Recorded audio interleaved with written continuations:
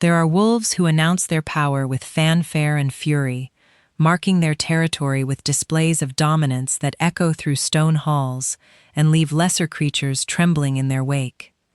Then there are those who carry death so quietly that it whispers rather than roars. Predators who have learned that true strength needs no audience, no applause, no acknowledgement, beyond the simple fact of its existence. Kamen belonged to the latter, though few would have recognized the distinction by looking at her bent shoulders and downcast eyes as she navigated the smoke-filled chaos of the Blood Moon Tavern. To the lichen patrons who filled the establishment night after night, she was nothing more than another human servant, disposable, forgettable, existing only to ferry ale and absorb insults with the practiced invisibility that kept her kind breathing.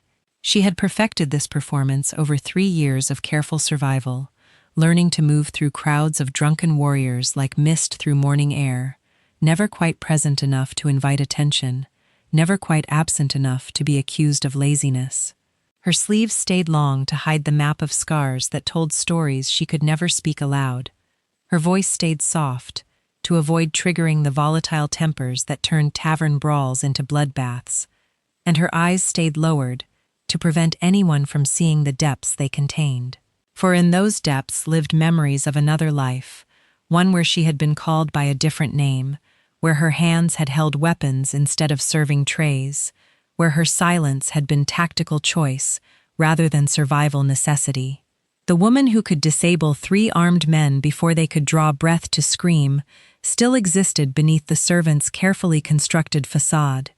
But she had learned to bury that part of herself so deeply that sometimes even she forgot it was there, until the night when Prince Darius Dreadhelm decided that humiliating a human waitress would provide amusing entertainment for his sycophantic companions.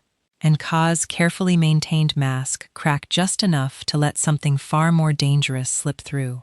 What happened next lasted only heartbeats, but its consequences would ripple through the Lichen Kingdom like aftershocks from an earthquake that no one had seen coming.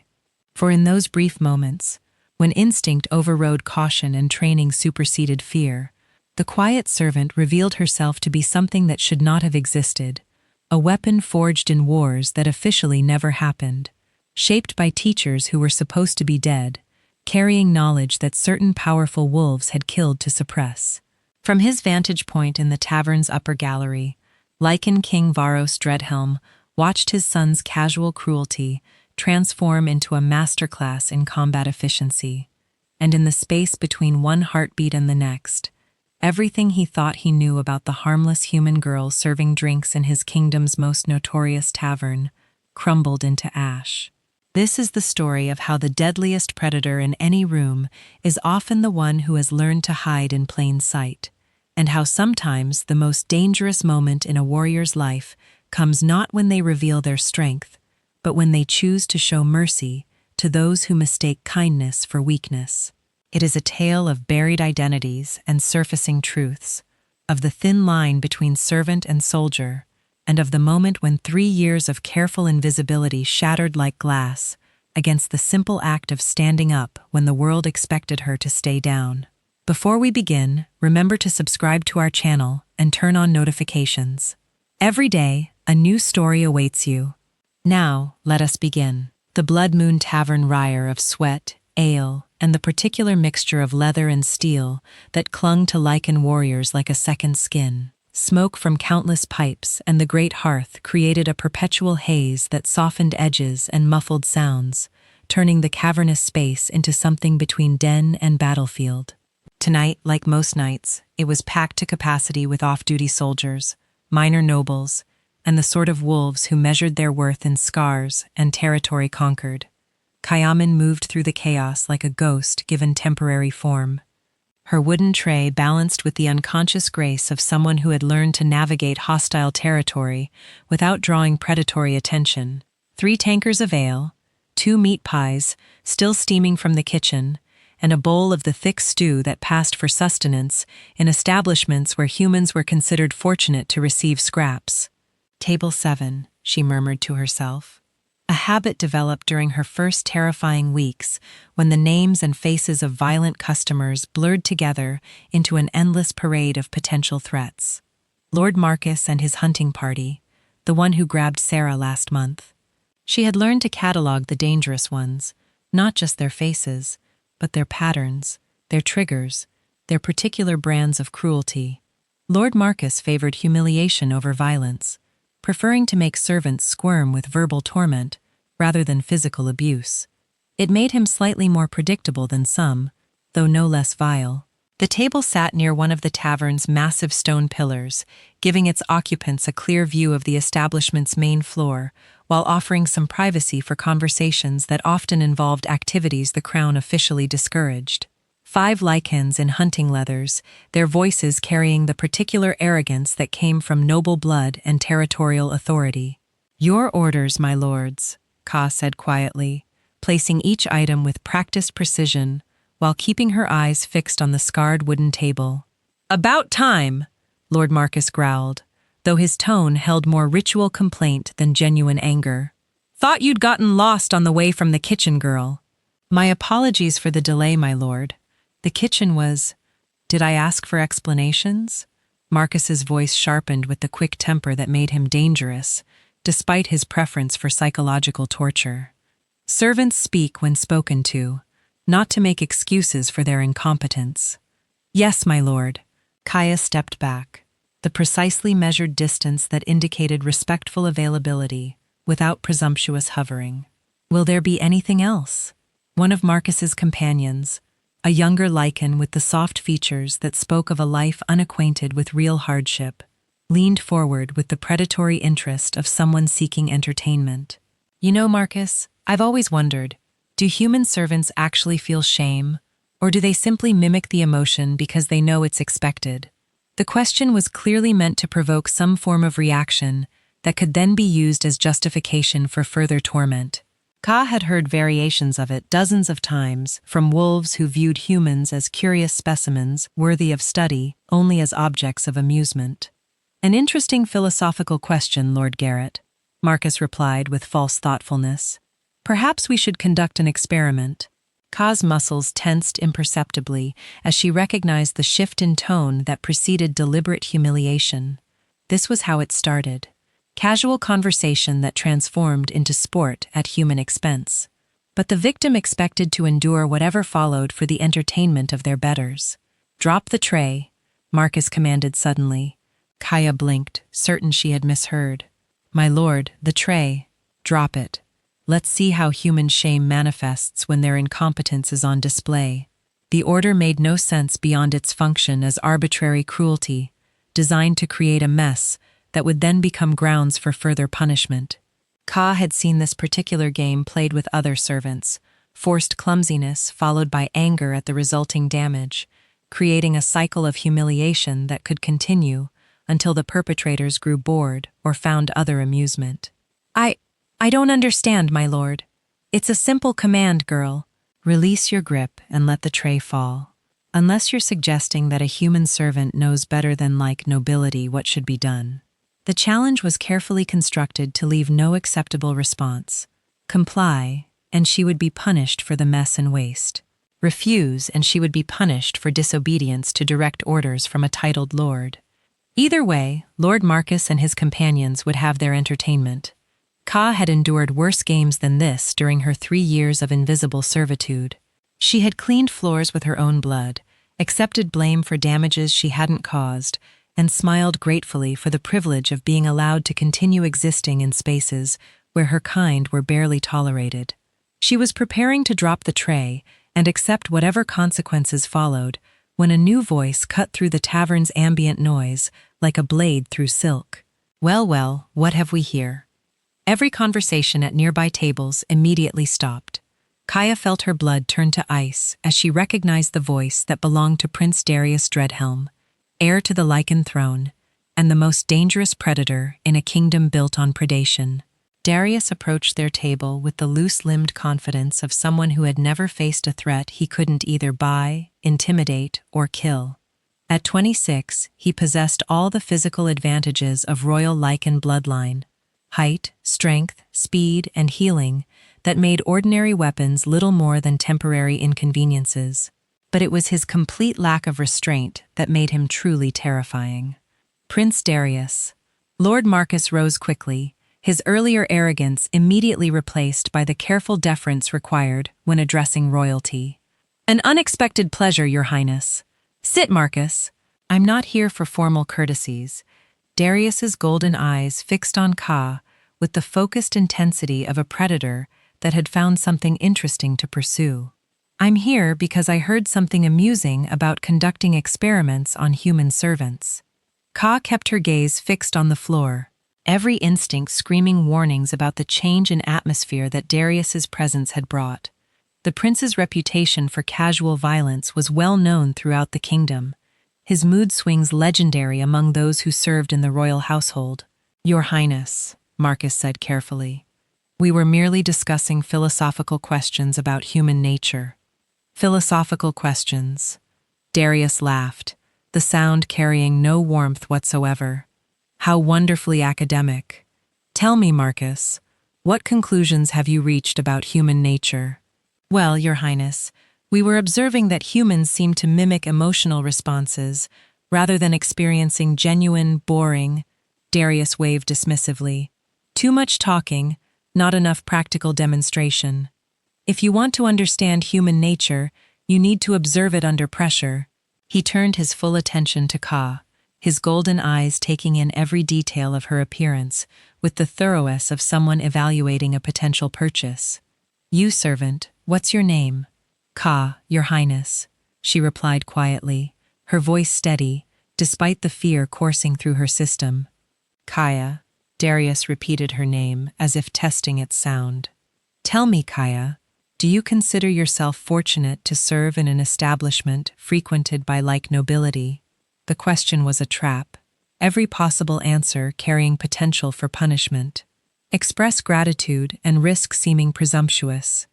Express anything less than complete satisfaction and risk being accused of ingratitude toward her betters.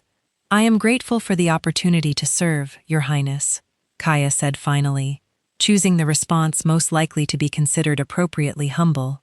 Grateful, Darius mused. How wonderfully conventional. But gratitude is such an abstract concept, don't you think? Perhaps we should test the depth of your appreciation through more concrete demonstration. Without warning, Darius's boot connected with Kaya's shin, not hard enough to break bone, but with sufficient force to send her stumbling backward into the stone pillar behind their table. The tray flew from her hands as she fought to maintain her balance, sending tankers and food scattering across the floor in a symphony of breaking pottery and spilled ale. Laughter erupted from Darius's companions as Kaya slumped against the pillar, her leg throbbing from the impact, and her carefully maintained composure finally beginning to crack. This was humiliation designed for maximum entertainment value, performed before an audience that would spread word of the evening's amusement throughout the noble circles of the capital. There we are, Darius announced with satisfaction. Much more educational than philosophical discussion. Observe how quickly human gratitude transforms into something more honest when they're reminded of their proper place. But as Kaya pushed herself away from the pillar and straightened to face her tormentor, something had changed in her posture that made the laughter die in several throats. Her head was no longer bowed in submission, her shoulders no longer curved in defensive hunching. When she looked directly at Prince Darius for the first time, her storm-gray eyes held depths that made even drunk lichens suddenly sober.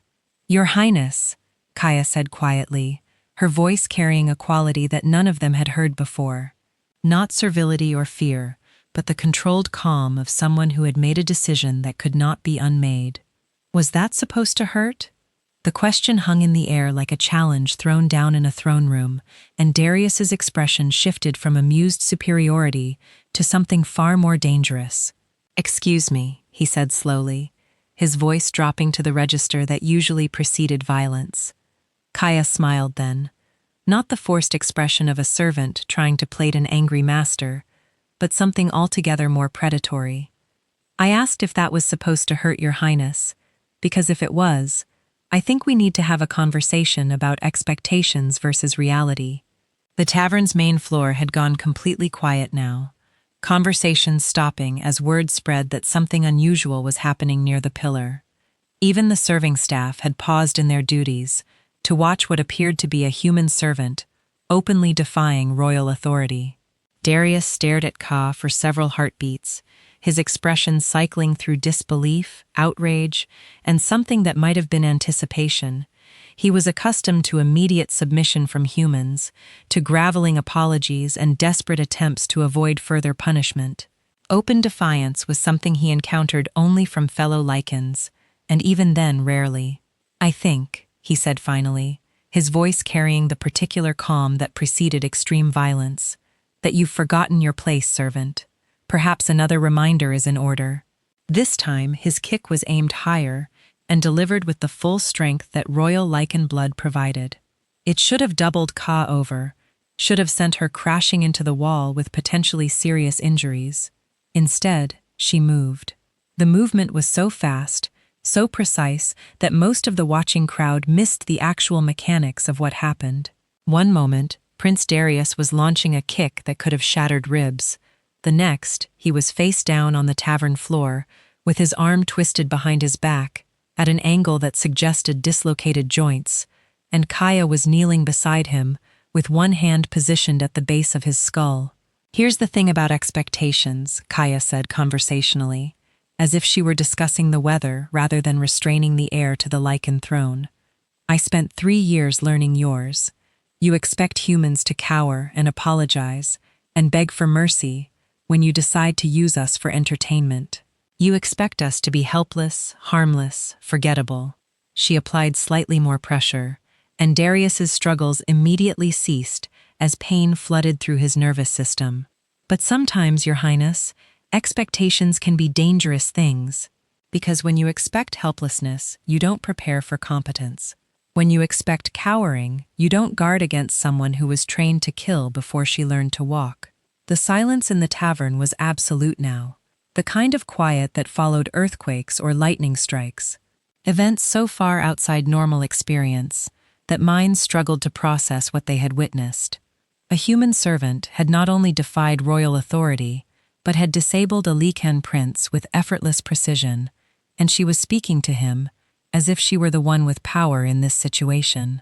"Now," Kaya continued, her voice maintaining that same conversational tone despite the explosive tension radiating from every direction, "we can handle this situation in several ways. I can release you, you can return to your table, and we can pretend this was all a misunderstanding caused by too much ale and poor judgment. Or," she let the alternative hang unspoken, but the implications were clear to everyone watching.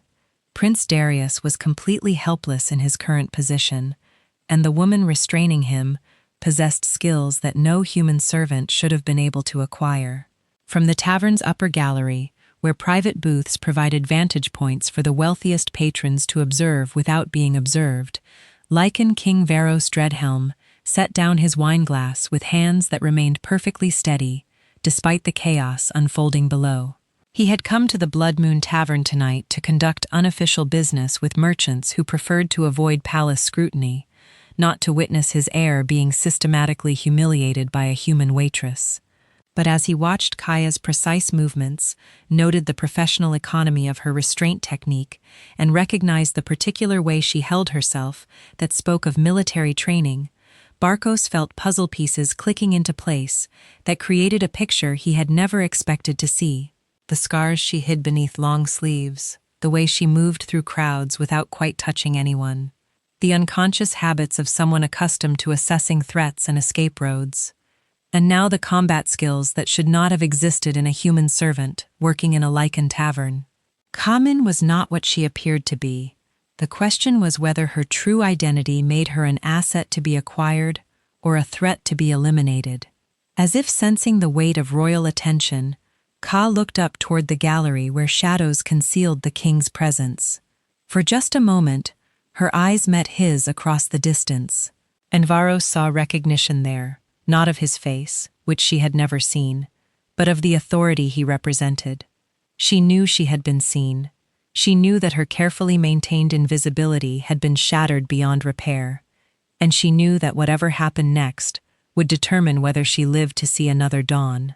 But instead of fear or panic, what Varos saw in those storm-gay eyes was calculation, the cold assessment of a professional, evaluating new parameters and adjusting strategy accordingly. The quiet servant was gone, and in her place sat something far more dangerous. The silence stretched like a held breath as the Blood Moon Tavern's patrons processed what they had witnessed. Prince Darius Dreadhelm, heir to the most powerful Lycan kingdom in the Northern Territories, a warrior who had led successful military campaigns against rebel pacts, a man whose very name was whispered in tones of fear and respect, lay pinned to the tavern floor by a human servant whose existence most of them had never even acknowledged. Ka maintained her position with the patient stillness of someone accustomed to waiting for enemies to make tactical errors. Her hand remained positioned at the precise point where Darius's spine met his skull, a location that would allow her to deliver either unconsciousness or death with minimal effort.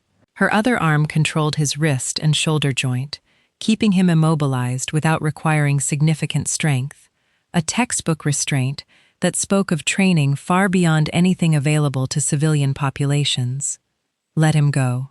The voice cut through the silence like steel scraping stone, and the crowd immediately began creating space around its source. Lord Commander Garrett Ironwood approached with measured steps, his hand resting on the pommel of a sword that had seen action in 3 separate territorial wars. Behind him came 4 of his elite guards, their positions carefully coordinated to surround the disturbance without appearing overtly threatening. Kaya's eyes tracked their movements with professional interest, noting approach angles, weapon positions, and the particular way trained soldiers moved when they were preparing for violence, but hoping to avoid it. "Lord Commander," she said politely, as if they were discussing the evening's menu rather than the potential execution of royal heir. "How can I be of service?" Ironwood stopped just outside what he estimated to be her striking range, though Ka could see from his positioning that he had miscalculated significantly. If she chose to move, she could disable him before his sword cleared its sheath, but such action would transform this situation from contained incident to open warfare. "You can start by releasing His Highness and assuming a position of submission," Ironwood said carefully. "Whatever grievance you believe you have can be addressed through proper channels, but assaulting royal blood carries consequences that extend far beyond your own life." "Assault?" Kaya's voice carried a note of genuine surprise. "Lord Commander, I'm confused about the sequence of events you witnessed. His Highness kicked me twice while I was attempting to perform my duties as a servant in this establishment. I defended myself using the minimal force necessary to prevent further attacks. If anything, I've shown remarkable restraint in not responding with the level of violence that such unprovoked aggression would normally warrant." The reframing was masterful, transforming her from aggressor to victim, while simultaneously demonstrating that she understood both military protocol and legal precedent. Several of the watching Lycans exchanged glances as they realized she was technically correct. Prince Darius had initiated physical violence against someone who posed no apparent threat, and her response, while shocking in its effectiveness, had been precisely calibrated to neutralize the attack without causing permanent damage. "You're saying," Ironwood said slowly, "that you consider this self-defense. I'm saying that when someone attacks me, regardless of their title or bloodline, I respond appropriately to ensure my continued survival. The alternative, allowing myself to be beaten for entertainment, seems considerably less appealing." Prince Darius stirred beneath her restraint, attempting to speak, but Kaya's grip tightened slightly, and his words dissolved into a pained grunt. The casual ease with which she maintained control despite his supernatural strength was perhaps more unsettling than the initial takedown, demonstrating that her dominance wasn't luck or surprise, but genuine skill superiority. "The thing is," Ka continued conversationally, "I think there's been a fundamental misunderstanding about what's happening here. His Highness seems to believe that humans exist primarily for his amusement, available to be kicked and humiliated whenever he desires entertainment. I, on the other hand, maintained that being human doesn't automatically make someone a victim. She looked directly at Lord Commander Ironwood, her storm-gray eyes holding steady contact. That would have been considered insubordination from any human servant. The question before us now is whether the Crown believes that royal blood grants immunity from consequences when those consequences are delivered by someone you've underestimated.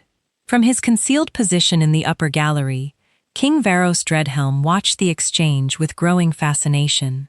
The woman restraining his son was conducting what amounted to a legal negotiation while maintaining physical dominance over a trained Lycan warrior, demonstrating sophistication that suggested education far beyond anything available in human settlements. More telling still was her evident understanding of pack hierarchy and military structure. She had correctly identified Ironwood's rank and authority, had framed her actions in terms that acknowledged royal prerogative while establishing precedent for justified response, and was now forcing a situation where any escalation would require the Crown to officially sanction violence against someone who could credibly claim self-defense. It was political maneuvering of the highest order, executed by someone who shouldn't have possessed such knowledge. Varos rose from his seat and moved to the gallery's edge, where his presence would be visible to those below, though the shadows still concealed his identity from most observers. He wanted to see how the mysterious servant reacted when she realized true authority was watching. Ka's gaze flickered upward for just a moment, and Varos saw her posture shift almost imperceptibly, not with fear or submission, but with the subtle alertness of a professional who had identified a new variable in the tactical equation. When she returned her attention to Ironwood, her voice carried a slightly different quality. "Lord Commander," she said quietly, "I believe we have attracted attention from parties who might prefer to see this situation resolved with minimal disruption to the evening's other activities."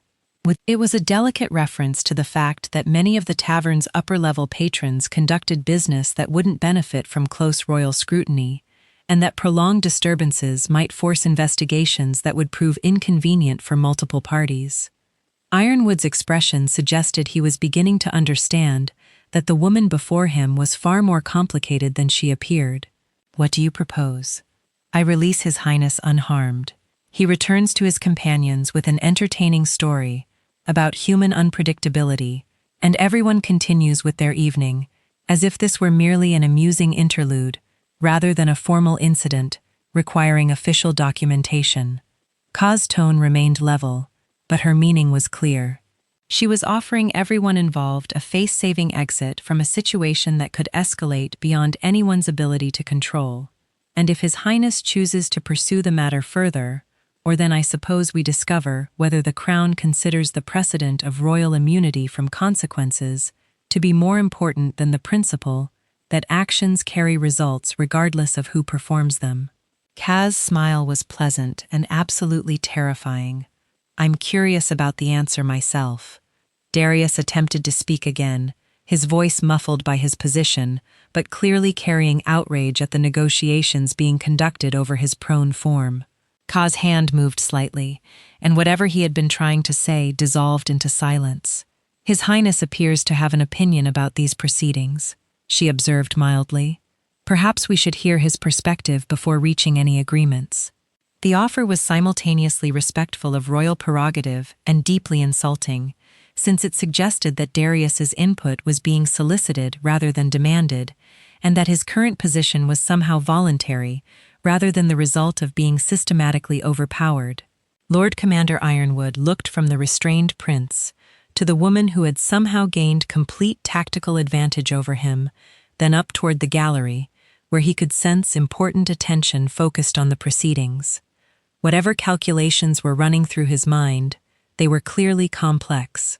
"Release him," Ironwood said finally slowly, "and with your hands visible at all times." Ka nodded and began the careful process of disengaging from her restraint position. She moved with deliberate precision, each adjustment telegraphed clearly, so that watching guards could see she posed no immediate threat. But even her compliance demonstrated expertise. She maintained control throughout the release process, ensuring that Darius couldn't suddenly reverse their positions or launch retaliatory attacks. When Prince Darius finally rolled away from her and struggled to his feet, his face was flushed with humiliation and rage that transcended mere physical discomfort. His golden eyes blazed with the kind of fury that typically preceded lethal violence, and several nearby patrons instinctively stepped back as they recognized the expression. "You," he snarled, his voice rough from having been restrained, "have made the gravest error of your miserable existence." Kaya rose gracefully to her feet, brushing tavern debris from her servant's dress, with movements that managed to suggest both humility and complete lack of concern about his threats. "Your Highness," she said respectfully, "I hope you weren't seriously injured during your fall. The floors here can be quite treacherous, especially when one has been celebrating with friends." The reframing was masterful. She had transformed his defeat from deliberate humiliation into an unfortunate accident, offering him a narrative that would preserve his dignity while making clear that she understood exactly what had happened and wasn't intimidated by his rage. "Fall." Darius's voice rose dangerously. "You think what just happened was a fall? I think what just happened was an unfortunate series of events that began when someone decided to use physical violence against a non-combatant." Ka replied calmly. "The specific details of how such situations resolve themselves tend to depend on the participants involved." She was giving him an exit strategy while simultaneously making clear that any escalation would be met with responses he might not survive.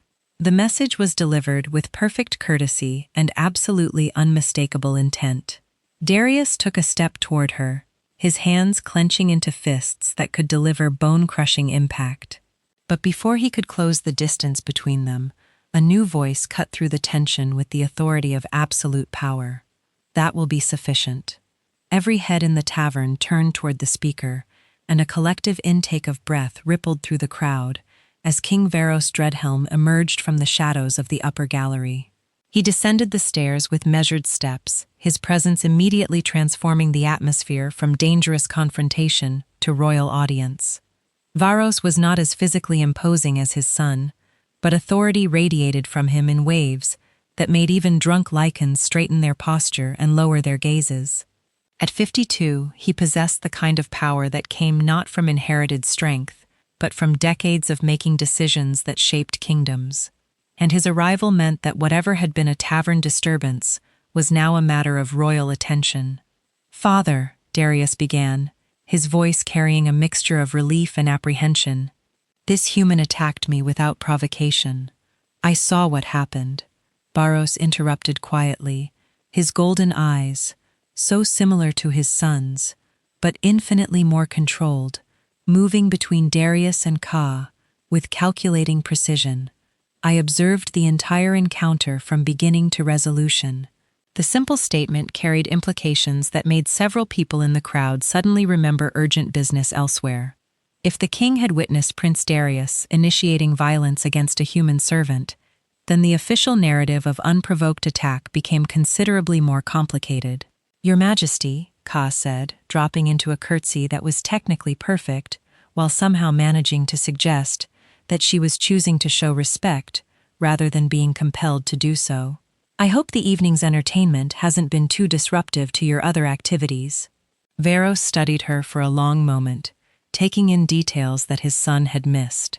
The unconscious way she positioned herself to maintain sightlines to all potential threats. The careful neutrality of her expression that revealed nothing while observing everything. The particular stillness that marked someone accustomed to violence but comfortable with its absence. "Rise," he commanded, and Kaya straightened to meet his gaze directly. Another breach of protocol that somehow didn't feel like insubordination. "State your name and origin." "Common, Your Majesty. I've served in this establishment for 3 years. Previously worked in various household positions throughout the kingdom." The response was factually accurate while revealing absolutely nothing of substance. A diplomatic non-answer that provided required information without offering details that could be used against her. Barkos recognized the technique because he had taught it to his own intelligence operatives. Household positions, he repeated thoughtfully. With whom did you serve? Various minor nobles, Your Majesty. Nothing that would be familiar to someone of your position. Again, perfectly respectful deflection that avoided providing specifics. Varos found himself increasingly intrigued by the layers of deception and skill that this supposed servant was revealing. And where? He asked softly. Did you acquire the combat training that enabled you to disable a Lycan prince? The question hung in the air like a sword waiting to fall. Everything about Kaya's story could be explained away, except for the expertise she had demonstrated, and her answer would determine whether she was interrogated, recruited, or eliminated. Kaya was silent for several heartbeats, her expression cycling through what appeared to be internal debate. When she finally spoke, her voice carried a quality that suggested careful selection of words that would be technically truthful, while strategically incomplete. Your Majesty, I spent my childhood in regions where humans required practical skills for survival. The specific details are less important than the general principle that one learns what circumstances require. Regions, Varos repeated. Which regions specifically? The contested territories along the eastern border, Your Majesty. During the period when territorial control was fluid, a chill settled over the gathered crowd as the implications registered. The eastern border conflicts had been brutal, involving multiple Lycan packs fighting for control over territory, rich in resources that could fund private armies. Humans caught in those regions had faced choices between fleeing, dying, or learning to fight with whatever advantages they could acquire. But the eastern conflicts had also been where certain experimental military programs had been conducted. Training initiatives that officially didn't exist, designed to test whether humans could be developed into effective special operations assets. The programs had been discontinued after political changes made them inconvenient, and all records had been supposedly destroyed. If Ka was a product of those programs, then her presence here represented far more than a servant with unexpected skills. It meant that classified military assets were operating within his kingdom without his knowledge, and that someone had been very careful to keep certain information from reaching royal attention. The eastern border conflicts ended 7 years ago, Varos said carefully. All humans in those territories were relocated to approved settlement areas under crown protection. There are no contested regions remaining. No, Your Majesty, Ka agreed quietly. There are not. The admission carried weight that went far beyond simple geographical facts. She was confirming that she had been in the contested territories during the conflicts, which meant she had either been involved in or witnessed to activities that certain parties preferred to keep buried. Varos made a decision that would reshape multiple lives before the night was over. Lord Commander Ironwood, he said, without taking his eyes off Kay, I want this woman placed in protective custody, pending full investigation into her background and potential security implications. Treat her as a person of interest rather than a prisoner, but ensure that she remains available for questioning. Your Majesty, Ironwood replied immediately. Shall I assign standard guard rotation or assign Captain Morris in his personal detail, full security protocols, private quarters in the castle, and access restricted to essential personnel only? Varos's tone made clear that this was not a suggestion, and I want complete background verification conducted immediately. Employment history, travel patterns, known associates, everything. He turned to address his son, whose expression had grown increasingly thunderous, as he realized that his humiliation was being treated as a matter of state security rather than personal grievance. Darius, you will return to the palace and report to the duty officer for medical evaluation. Any injuries sustained during this evening's entertainment will be properly documented for official records. The phrasing was carefully neutral, but the message was unmistakable. Prince Darius's version of events would be measured against medical evidence, and any discrepancies would become matters for further investigation. Father, you can't seriously be considering. I am considering the security implications of discovering that highly trained combat specialists are operating within our territory without proper oversight. Varos interrupted coldly. Your personal embarrassment, while noted, is secondary to matters of kingdom security. The rebuke was delivered with the particular precision that royalty reserved for family members who needed to be reminded of their priorities, and Darius's flush deepened with combined humiliation and anger. As guards moved to escort both Prince Darius and Ka from the tavern, Varos caught her eyes one final time. What he saw there confirmed his suspicions. This was not a servant who had stumbled into skills beyond her station, but a professional who had been hiding in plain sight for reasons that remained to be discovered. "Miss Morin," he said quietly, "I suspect tomorrow's conversation will prove illuminating for all parties involved." Ka's slight smile suggested that she was looking forward to the discussion as much as he was. As the tavern began returning to its normal chaos, and the evening's other business resumed, Varos remained in place for several minutes, considering the implications of what he had witnessed. Someone had placed a highly skilled operative in his kingdom's most notorious tavern, someone with training that suggested military black operations, an experience that supposedly didn't exist. The question was whether Ka Morin was the beginning of a threat he needed to neutralize, or the key to unraveling a conspiracy that had been operating beneath his notice for years. Either way, tomorrow's interrogation would determine the future of his kingdom in ways that his drunken son couldn't begin to comprehend. In the depths of the castle dungeons, Ka sat in quarters that were comfortable by prison standards, but unmistakably secure, and considered her options with the calm assessment of someone accustomed to rapid changes in tactical situation. Her 3-year masquerade was over, but that didn't necessarily mean her mission had failed. Sometimes the best way to infiltrate an organization was to let them capture you, and sometimes the person you most needed to reach was exactly the one who ordered your imprisonment. Dawn crept through the narrow window of Kaya's quarters like a reluctant witness, casting pale light across stone walls that had contained far more dangerous prisoners than a displaced tavern servant. She had spent the night in careful meditation, preparing for conversations that would determine whether she lived to see another sunset or disappeared into the kind of unmarked grave that swallowed inconvenient secrets. The accommodations themselves told her much about King Varos's intentions. This was not a cell designed for punishment or intimidation, but a secure room meant for valuable prisoners whose cooperation might be purchased rather than extracted.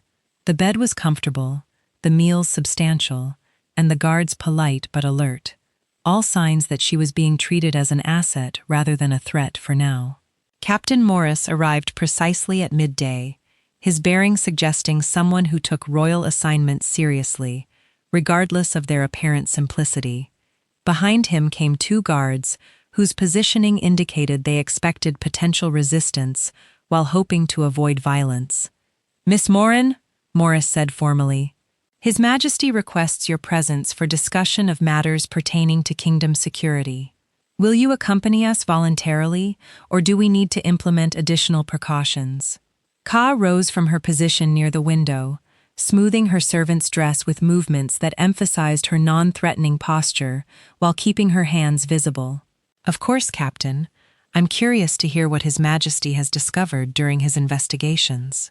The throne room where they brought her was smaller and more intimate than the grand ceremonial hall used for public audiences, designed for private consultations and sensitive discussions that required discretion.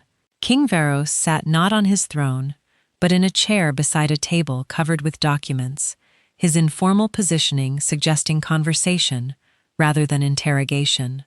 Lord Commander Ironwood stood at attention nearby, his expression carefully neutral, despite the obvious tension that filled the room. Whatever information had been gathered during the night, it had clearly raised questions that extended far beyond a tavern incident. "Miss Morin," Varos said as she was escorted to a chair across from him, "thank you for agreeing to this discussion. I hope your accommodations have been adequate." "Very comfortable, Your Majesty." "Thank you, with far superior to what I'm accustomed to." "Yes, about that." Varos leaned forward slightly, his golden eyes studying her with the intensity of someone solving a complex puzzle. "My investigators have conducted thorough inquiries into your background, and they've discovered some interesting discrepancies." He gestured to the documents spread across the table. According to official records, Khayyam has indeed worked as a servant in various noble households throughout my kingdom for the past 3 years. References are excellent. Work history consistent, no incidents of misconduct or inappropriate behavior. I'm gratified that my employers found my service satisfactory, Your Majesty. Indeed. However, what's fascinating is that prior to 3 years ago, Khamin simply didn't exist. No birth records, no family history, no documentation of any kind until the day you appeared at Lord Garrett's estate seeking employment. Barco selected a specific document from the pile. More intriguing still, the description of your combat skills provided by witnesses matches techniques taught in classified military programs that were officially discontinued 7 years ago. The trap was expertly laid, offering her multiple opportunities to lie, while making clear that he already knew more than she might expect. Kaya considered her options carefully before responding. Your Majesty, I think we both understand that sometimes official discontinuation and actual termination are different things. And sometimes people acquire new identities because their old ones became inconvenient. Inconvenient for whom? For anyone who preferred that certain activities remain buried along with the people who participated in them. Barros nodded slowly, recognizing the careful way she was confirming his suspicions without providing specifics that could be used against her. Tell me about the Crimson Shadow program. Ka's expression didn't change, but something shifted in her posture that suggested the conversation had moved into dangerous territory. I'm not familiar with that designation, Your Majesty. No. Interesting, because according to classified files that required significant effort to locate, the Crimson Shadow program was an experimental initiative designed to train human operatives for deep infiltration and assassination missions in Lycan territories. The program supposedly produced 12 successful graduates before being terminated due to political concerns about the ethics of using human assets for supernatural warfare. He leaned back in his chair, studying her reaction. Those files also indicate that all program participants were declared dead to maintain operational security. Their original identities buried so deeply that no trace would remain if they were captured or compromised. That sounds like a very thorough approach to operational security, Your Majesty. It does, doesn't it? Of course, declaring someone dead for security purposes doesn't actually kill them. It simply makes them extremely difficult to trace, which raises interesting questions about how many supposedly dead operatives might be living under assumed identities throughout my kingdom.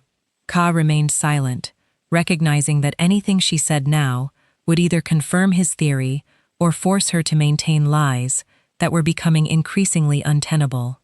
The thing is, Varos continued, I've been wondering why a highly trained operative would choose to spend 3 years serving ale to drunk Lycans when her skills could be employed for far more lucrative purposes. Unless, of course, the tavern assignment wasn't employment, but positioning. Positioning for what, Your Majesty? That's what I'm hoping you'll tell me. Barros's tone shifted slightly, becoming less interrogative and more collaborative. Because if you've been conducting surveillance on my kingdom for 3 years, then you either represent a threat I need to eliminate or intelligence I need to acquire. And frankly, after watching you handle my son last night, I'm more interested in the latter possibility. The shift in approach was masterfully executed, transforming the interrogation from threatening to potentially advantageous. Ka found herself reassessing her tactical position as she realized the king might be offering recruitment rather than punishment. Your Majesty, may I speak frankly? Please do. The Crimson Shadow program was indeed discontinued 7 years ago, but not because of ethical concerns about human assets.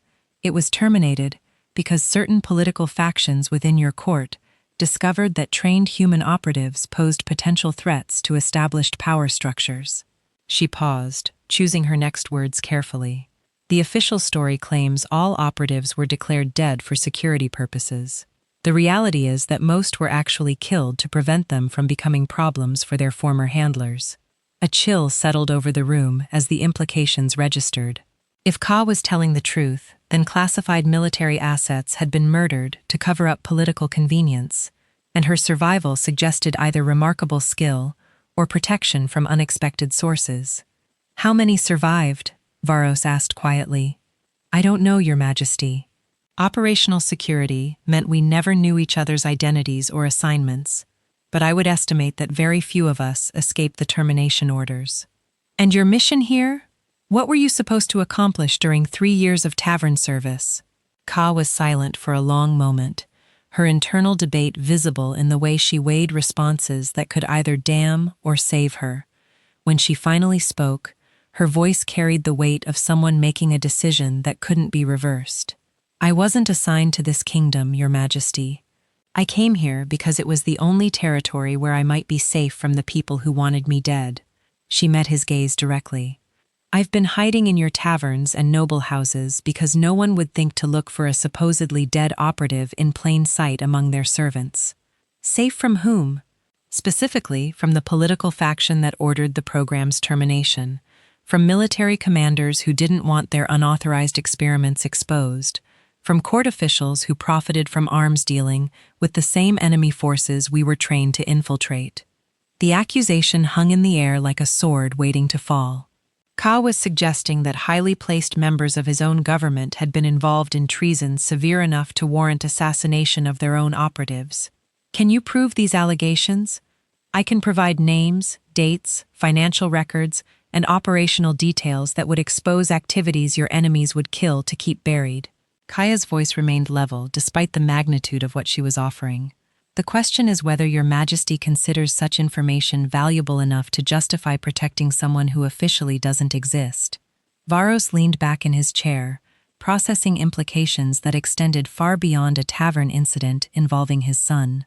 If Ka was telling the truth, then his kingdom had been harboring a conspiracy that reached into the highest levels of government, and she represented both the key to exposing it and evidence that needed to be silenced.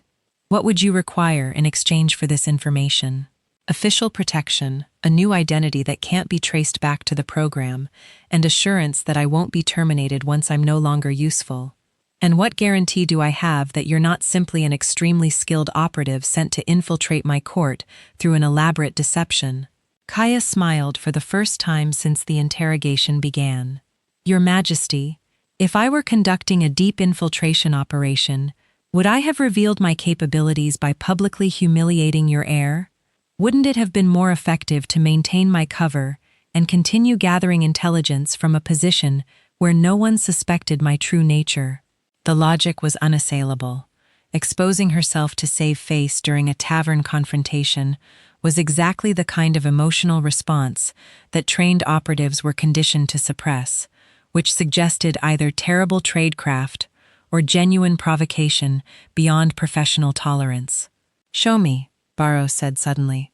"Your Majesty, you claim to have information that could expose treason within my court. Show me something that proves you have access to intelligence worth the risk of protecting you." Kaya nodded and rose from her chair, moving to the table where the documents were spread. "May I, Your Majesty?" At his gesture of permission, she selected a specific file and opened it to reveal financial records that documented military procurement during the eastern border conflicts. Lord Commander Blackwood authorized payments to 3 different weapons suppliers during the height of the fighting, she said, pointing to specific entries. What those records don't show is that 2 of those suppliers were actually fronts for enemy pack operations, and that a significant percentage of the weapons purchased never reached your forces. She traced connections between different documents with practiced ease. The missing weapons were diverted to enemy units who used them against your own soldiers. Lord Commander Blackwood received substantial payments for facilitating these diversions, payments that were laundered through accounts connected to the Crimson Shadow program's operational budget. "You're saying Blackwood was selling weapons to our enemies while my soldiers were dying?" "I'm saying that Blackwood and others used the chaos of the border conflicts to profit from arms sales to both sides, and that they eliminated the operatives who could expose their activities when the war ended and investigations became possible." Varos studied the documents she had indicated, cross-referencing information that painted a picture of systematic betrayal extending over several years. The evidence was circumstantial but compelling, suggesting patterns of corruption that reached into multiple branches of his military command. "Lord Commander Ironwood," he said quietly, "I want immediate investigation into these financial discrepancies, full audit of all military procurement from the past decade, with particular attention to irregularities during the border conflicts." "Yes, Your Majesty, and I want discreet surveillance placed on anyone connected to these transactions. If Miss Morin's allegations prove accurate, then we're dealing with treason that could have cost thousands of lives." He turned back to Ka, his expression suggesting that she had passed some crucial test. "You'll remain in protective custody while we verify this information, but your status is now officially that of intelligence asset rather than prisoner. Captain Morris will arrange more appropriate accommodations and security protocols." "Thank you, Your Majesty. Don't thank me yet. If your information proves accurate, then you'll be helping expose conspiracies that certain people have killed to protect. That makes you extremely valuable and extremely dangerous, a combination that rarely leads to peaceful retirements." As guards prepared to escort her to new quarters, Varos spoke her name one final time. "Miss Morin, or whatever your real name might be, you should know that my son is extremely displeased about last night's events. He's been making inquiries about your background and expressing opinions about appropriate responses to public humiliation." The warning was clearly delivered, despite being diplomatically phrased. "I understand, Your Majesty." "Do you?" "Because Prince Darius has never learned the value of strategic patience, and he has access to resources that make personal vendettas dangerous for everyone involved." Kaya's smile was sharp and entirely confident. "Your Majesty, if your son wishes to continue our discussion, I'll be happy to provide additional demonstrations of why underestimating one's opponents can lead to educational experiences." As she was led from the throne room toward a future that balanced enormous opportunity against equally enormous risk, Ka reflected on the irony of her situation. She had spent 3 years hiding from enemies who wanted her dead, only to discover that safety might come from embracing the very identity she had been concealing. Sometimes the best way to disappear was to become indispensable to the people with the power to make you vanish. And sometimes the deadliest weapon in any conflict was the one your enemies never saw coming until it was already too late to matter. The Crimson Shadow operative known as Ka Morin was about to discover whether her gamble would lead to redemption or destruction. But either way, she was finally done pretending to be helpless. If you enjoyed this story, a like or comment really helps.